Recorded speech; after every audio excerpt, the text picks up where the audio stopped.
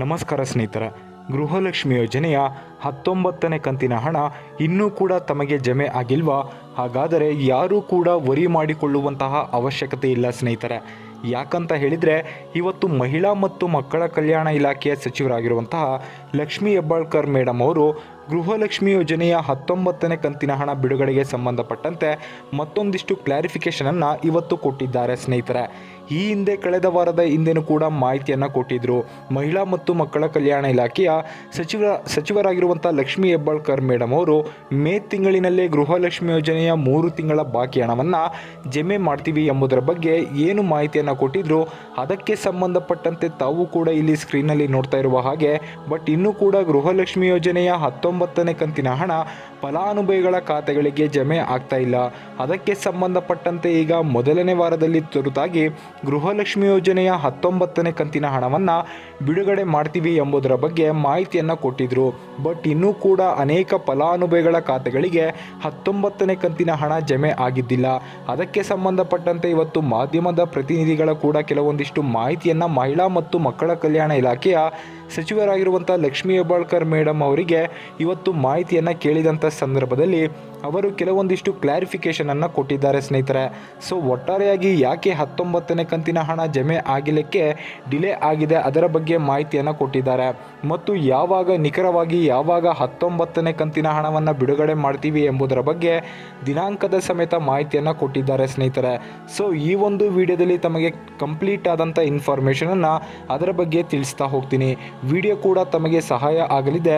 So ಆ ಕಾರಣಕ್ಕಾಗಿ ಪ್ರತಿಯೊಬ್ಬರು ಕೂಡ ತಮ್ಮ ವಿಡಿಯೋಗೆ ಒಂದು ಲೈಕ್ ಕೊಟ್ಟು ಇನ್ನೂ ಕೂಡ ನಮ್ಮ ಚಾನಲ್ ಸಬ್ಸ್ಕ್ರೈಬ್ ಆಗಿಲ್ಲ ಅಂದರೆ ದಯವಿಟ್ಟು ಸಬ್ಸ್ಕ್ರೈಬ್ ಮಾಡ್ಕೊಳ್ಳಿ. ಹಾಗೆ ವಿಡಿಯೋಗೆ ಒಂದು ಲೈಕ್ನ ಕೊಡಿ ಸ್ನೇಹಿತರೆ. ಇವತ್ತಿನ ಈ ಒಂದು ವಿಡಿಯೋನ ಪ್ರಾರಂಭಿಸೋಣ. ಹೌದು ಸ್ನೇಹಿತರೆ, ಗೃಹಲಕ್ಷ್ಮಿ ಯೋಜನೆಯ 19ನೇ ಕಂತಿನ ಹಣಕ್ಕಾಗಿ ಫಲಾನುಭವಿಗಳು ವೇಟ್ ಮಾಡ್ತಾ ಇದ್ದಾರೆ. ರಾಜ್ಯದ ಇನ್ನೂ ಕೂಡ ಬಹಳಷ್ಟು ಫಲಾನುಭವಿಗಳ ಖಾತೆಗಳಿಗೆ 19ನೇ ಕಂತಿನ ಹಣ ಜಮೆ ಆಗಬೇಕಾಗಿದೆ. ಕೇವಲ ಕೆಲವು ಫಲಾನುಭವಿಗಳಿಗೆ ಮಾತ್ರ ಹಣ ಜಮೆ ಆಗಿದೆ. ಈ ಹಿಂದೆ ಮಹಿಳಾ ಮತ್ತು ಮಕ್ಕಳ ಕಲ್ಯಾಣ ಇಲಾಖೆಯ ಸಚಿವರಾಗಿರುವಂತಹ ಲಕ್ಷ್ಮೀ ಹೆಬ್ಬಾಳ್ಕರ್ ಮೇಡಮ್ ಅವರು 3 ತಿಂಗಳ ಹಣವನ್ನು ಒಟ್ಟಾರೆಯಾಗಿ ಮೇ ತಿಂಗಳಿನಲ್ಲಿ ಜಮೆ ಮಾಡ್ತೀವಿ ಮತ್ತು ತುರ್ತಾಗಿ ಈಗ 19ನೇ ಕಂತಿನ ಹಣವನ್ನು ಮೊದಲನೇ ವಾರದಲ್ಲಿ ಫಲಾನುಭವಿಗಳ ಖಾತೆಗಳಿಗೆ ಮೇ ಮೊದಲನೇ ವಾರದಿಂದಲೇ ಫಲಾನುಭವಿಗಳ ಖಾತೆಗಳಿಗೆ ಜಮೆ ಮಾಡಲಿಕ್ಕೆ ಪ್ರಾರಂಭ ಮಾಡ್ತೀವಿ ಅಂತ ಹೇಳಿ ಮಾಹಿತಿಯನ್ನು ಕೊಟ್ಟಿದ್ದರು. ಸೊ ಅದರ ಪ್ರಕಾರ ಕೆಲವೊಂದಿಷ್ಟು ಫಲಾನುಭವಿಗಳಿಗೆ ಈಗಾಗಲೇ ಹಣ ಕೂಡ ಜಮೆ ಆಗಿರೋ ಬಗ್ಗೆ ಮಾಹಿತಿಗಳು ಲಭ್ಯವಾಗ್ತಾ ಇದ್ದಾವೆ. ಬಟ್ ಇನ್ನೂ ಕೂಡ ರಾಜ್ಯದ ಬಹಳಷ್ಟು ಫಲಾನುಭವಿಗಳ ಖಾತೆಗಳಿಗೆ ಹಣ ಇನ್ನೂ ಕೂಡ ಜಮೆ ಆಗಿಲ್ಲ. DBT ಮೂಲಕ, ಯಾಕಂತ ಹೇಳಿದರೆ ಈ ಹಿಂದೆ DBT ಮೂಲಕ ಪ್ರಕ್ರಿಯೆ ಪ್ರಾರಂಭ ಆಗುತ್ತೆ ಅಂತ ಹೇಳಿದರೆ ಕೇವಲ 3 ರಿಂದ 4 ದಿನಗಳ ಒಳಗಾಗಿ ಮ್ಯಾಕ್ಸಿಮಮ್ ಆಗಿ ನೋಂದಣಿಯನ್ನು ಮಾಡಿಕೊಂಡಿರುವಂಥ ಫಲಾನುಭವಿಗಳ ಖಾತೆಗಳಿಗೆ ಮ್ಯಾಕ್ಸಿಮಮ್ ಆಗಿ ಎಲ್ಲರ ಖಾತೆಗೆ ಹಣ ಜಮೆ ಆಗ್ತಾ ಇತ್ತು. ಬಟ್ ಈ ಬಾರಿ ಏನು DBT ಮೂಲಕ ಹಣವನ್ನು ಜಮೆ ಮಾಡ್ತಾ ಬರ್ತಾ ಇದ್ದಾರೆ. ಸೊ ಹಣ ಜಮೆ ಆಗ್ತಾ ಇರುವಂಥ ಪ್ರೋಸೆಸ್ ಅತಿ ಸ್ಲೋ ಆಗಿರುವಂಥ ಕಾರಣಕ್ಕಾಗಿ ಪ್ರತಿದಿನವೂ ಕೂಡ ಸುಮಾರು ಕೇವಲ 2 ರಿಂದ 3 ಲಕ್ಷ ಫಲಾನುಭವಿಗಳಿಗೆ ಮಾತ್ರ ಹಣ ಜಮೆ ಆಗ್ತಾ ಇದೆ. ಸೊ ಆ ಒಂದು ಹಿನ್ನೆಲೆಯಲ್ಲಿ ಅನೇಕ ಫಲಾನುಭವಿಗಳಿಗೆ ಕೂಡ ಕನ್ಫ್ಯೂಷನಲ್ಲಿದ್ದಾರೆ. ಇನ್ನೂ ಕೂಡ 19ನೇ ಕಂತಿನ ಹಣ ಬಿಡುಗಡೆಯಾಗಿದೆಯೋ ಇಲ್ವೋ ಎಂಬುದರ ಬಗ್ಗೆ.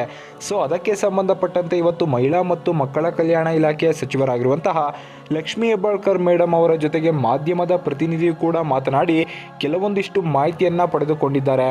ಸೊ 19ನೇ ಕಂತಿನ ಹಣ ಬಿಡುಗಡೆಯಾಗಿದೆಯೋ ಹಾಗಾದರೆ ಸೊ ರಾಜ್ಯದ ಎಲ್ಲ ಫಲಾನುಭವಿಗಳ ಖಾತೆಗಳಿಗೆ ಜಮೆ ಆಗಲಿಕ್ಕೆ ಇನ್ನೂ ಕೂಡ ಎಷ್ಟು ದಿನಗಳ ಕಾಲಾವಕಾಶ ತೆಗೆದುಕೊಳ್ಳುತ್ತೆ.